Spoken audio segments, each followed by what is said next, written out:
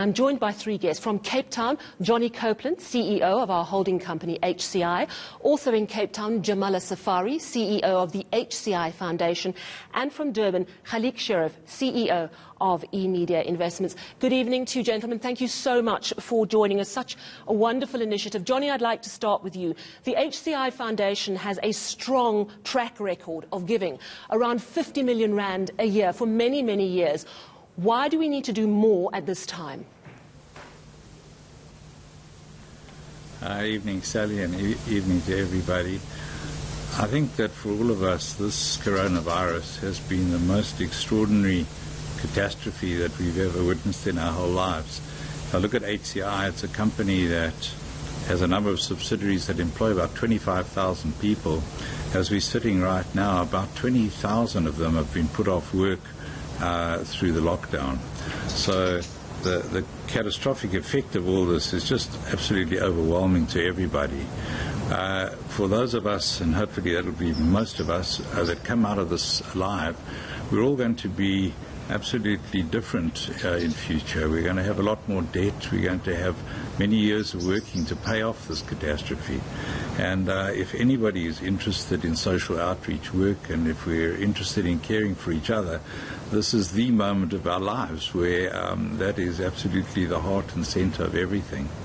So it's a great privilege to be part of this campaign, and I would say from our point of view, we're really lucky that we took a decision probably 2 decades ago to separate our social mission from our commercial work and to set up the foundation separately with its own staff and its own skill base that has allowed us to really dig quite deep into social issues around us. But there's never been a moment where that has become more, or that it has been less central than it is at the moment. Absolutely. Johnny, I'd like to bring in JAMALA Safari now, who is the CEO of the HCI Foundation. And now, JAMALA, you are running the social arm of the HCI Foundation and has done such good work. For ordinary South Africans watching this evening, they might go, well, how do I know that my money is going to go to the right place? How do I know that it's going to be spent on the right people? Just tell us a little bit about the Foundation's track record as a giving organisation. Good evening, Sally, and good evening to your viewers. Well, the Foundation has been doing this for years. We have been in existence since 2006, and we have worked with a large number of organizations. So we've got a strong relationship with communities throughout the countries. We've got strong relationship with NGOs throughout the country. We have been working with them. We know them very well. So, and we believe like whoever will entrust us with their fund to contribute to this fund will know for sure that it will reach to the most neediest people. How it will work is that, well, we'll work with our partner NGOs to ensure that the most neediest in our community get this benefit from this fund. We've got the network all over, and we know for sure it will be able to reach to the people who most need it.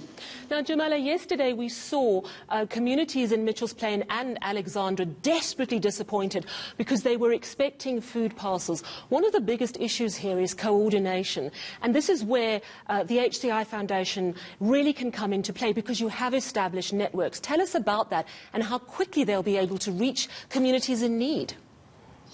So we've got more than 150 partner NGOs that we've been working with for many years. They know the communities very well.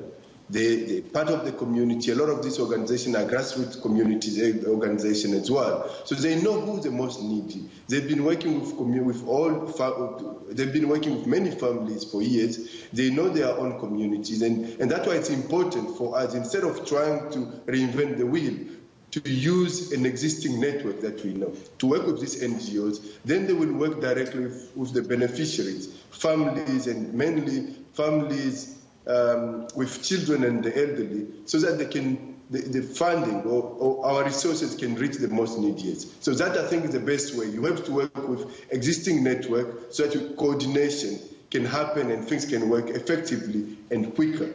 Yes, and of course, because these networks are already set up, we will be able to help people a lot more quickly. Now, I'd like to bring in Khalik Sherif. Now, he, of course, is the CEO of eMedia Investments. Khalik, thank you very much for joining us this evening. Why are you so passionate about this cause, and why is it important for a media organization to be doing something like this at this time? Thanks, Sally. And yes, the need in the country, as Johnny has outlined, is immediate. People are out of work. People have no money. There's food. And yesterday you saw it on our channels, people really squandering around looking for food. People queuing when promises are made that food will be delivered and not be delivered, when hoax calls like that are made. We thought that all organizations, and there are many organizations in the country that are trying their best to work in this time to make some difference in the lives of South Africans. Now, all of those organizations, what they need is a medium. They need a medium, whether it's a newspaper, television, radio. They need people to know what they're doing. We are the medium. And being the medium, I thought, and our team thought, that it would be best that we ourselves set up a fund, because we believe we talk to very powerful people in South Africa. Amongst our viewers in South Africa are the biggest decision makers.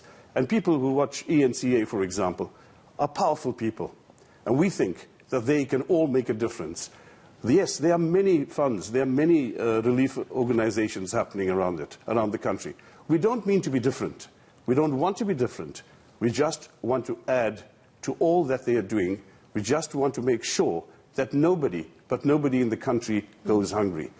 That if all of them put together can reach 99% of the population of all the funds that there are, that we as ENCA and the HCI Foundation can fill that gap for 1%, then we have done a great job. Yes. That is why we are so passionate about this. You know, I've been working for the last couple of days around this with our team, and I must tell you that I sit around 10 or 12 other people who have worked feverishly over the last couple of days to launch this relief fund effort today. We want South Africans to follow us. We want them to believe that through ENCA and through the HCI Foundation, that there will be a solution, that there can be a part solution, that we will be able to help South Africa. We will be able to help those people who need food. That is the most important thing, to put food on tables. The cry was loud and clear yesterday. People were out there on the streets trying to get some scraps of food.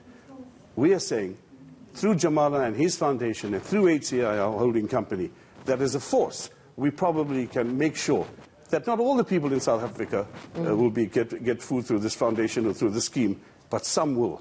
And Absolutely. that part some is what will make a difference. Yes, absolutely. Thank you, Khalik. And Johnny, who do you expect to give to this fund? As a corporate person yourself, you know that your first responsibility is to the people who work for you, and it's the concern about their jobs and livelihoods. Many big corporates are first and foremost taking care of their staff members. So who do you expect to give? Do you think that corporates will be able to give? Do you expect it to be from individuals? Yeah, I think that this coronavirus has brought out the best of South Africa. It's actually brought out the best of our government, it's brought out the best of our trust in government, and it's brought out a generosity amongst people that is extraordinary. I think that it's a moment living in South Africa where one's really very proud to be a South African. And I believe that this fundraise will be a big success. I believe that people that can afford to contribute will do so. I believe corporations will do so in their own way. And there are no must-dos. People must do what they want to do. Yeah. But I honestly believe that if we don't get this together, we are all going to be very much the worse in the country.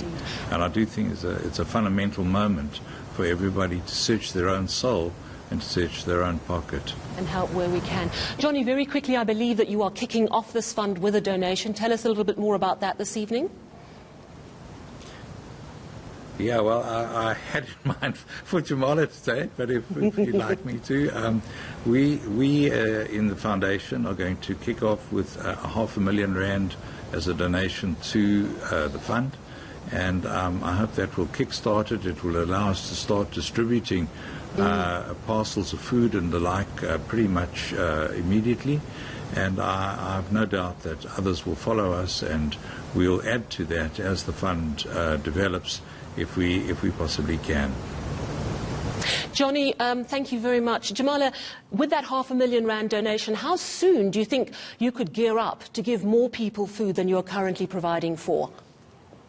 Well, I have to say we have started, in a week time, we will be able to start reaching out to communities. Things have already been set up. We already have partner organization, and we know we have already set up as well a network on how to get food across the country. So within a week, we're sure that we'll start giving food to communities. That's absolutely wonderful news. And Khalik, last word to you.